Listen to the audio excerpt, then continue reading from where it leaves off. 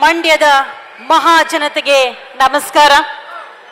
ನಮ್ಮ ಈ ಕಾರ್ಯಕ್ರಮಕ್ಕೆ ಕೇಂದ್ರ ಸಚಿವರಾದ ನಿಮ್ಮೆಲ್ಲರ ನೆಚ್ಚಿನ ಜನನಾಯಕರಾದ ಸನ್ಮಾನ್ಯ ಶ್ರೀ ಎಚ್ ಡಿ ಕುಮಾರಸ್ವಾಮಿ ಅವರು ಆಗಮಿಸಿದ್ದಾರೆ. ಎಲ್ಲ ಗಣ್ಯಮಾನ್ಯರನ್ನ ಕಣ್ತುಂಬಿಕೊಳ್ಳುವಂತಹ ಸದಾವಕಾಶ ನಿಮಗಾಗಿ ಕಲ್ಪಿಸಿಕೊಟ್ಟಿದೆ ಕನ್ನಡ ಸಾಹಿತ್ಯ ಪರಿಷತ್ತು.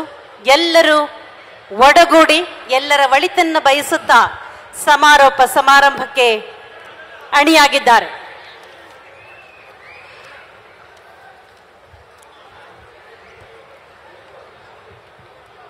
ಸಾಹಿತ್ಯ, ಸಂಗೀತ, ನೃತ್ಯ ಹಲವಾರು ವಿಚಾರಗಳಿಂದ ಉಡಿ ತುಂಬಿದ್ದು ನಮ್ಮ ನಿಮ್ಮೆಲ್ಲರ ಮಂಡ್ಯ.